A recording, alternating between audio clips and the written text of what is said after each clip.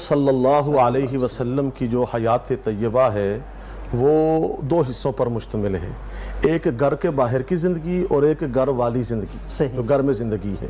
اللہ کے نبی اکرم صلی اللہ علیہ وسلم جب گھر سے باہر آتے تو ابو بکر صدیق نے دیکھا یا صحابہ کرام جمعین رضوان اللہ علیہ مجمعین نے دیکھا کہ اللہ کے نبی کیسے گھر سے باہر آئے، غزوات میں گئے، تیمارداری کے لیے گئے، نماز پڑھی، یا ان کا یہ معاملہ کیسا تھا۔ اب جب اللہ کے نبی واپس گھر میں آئے تو اللہ کے پیغمبر گھر میں داخل کیسے ہوتے تھے، یہ عائشہ صدیقہ نے بتایا ہے رضی اللہ تعالیٰ عنہ۔ اللہ کے نبی آ کے بیٹھتے کیسے تھے، یہ امی عائشہ صدیقہ نے بتایا ہے۔ اللہ کے نبی جو ہے وہ پانی کیسے پیتے، کھانا کیسے کھاتے، اللہ کے نبی جو ہے وہ گھر کے اندر ان کے معاملات کیسے تھے، سونا کیسا تھا، جاگنا کیسا تھا۔ دیکھیں آج لوگوں کے جو اخلاق ہیں وہ باہر بہت اچھے ہوتے ہیں، باہر لوگوں کے ساتھ بہت اچھے ہوتے ہیں، جی السلام علیکم، جی کیا حال ہے، جی ٹھیک ہے جی۔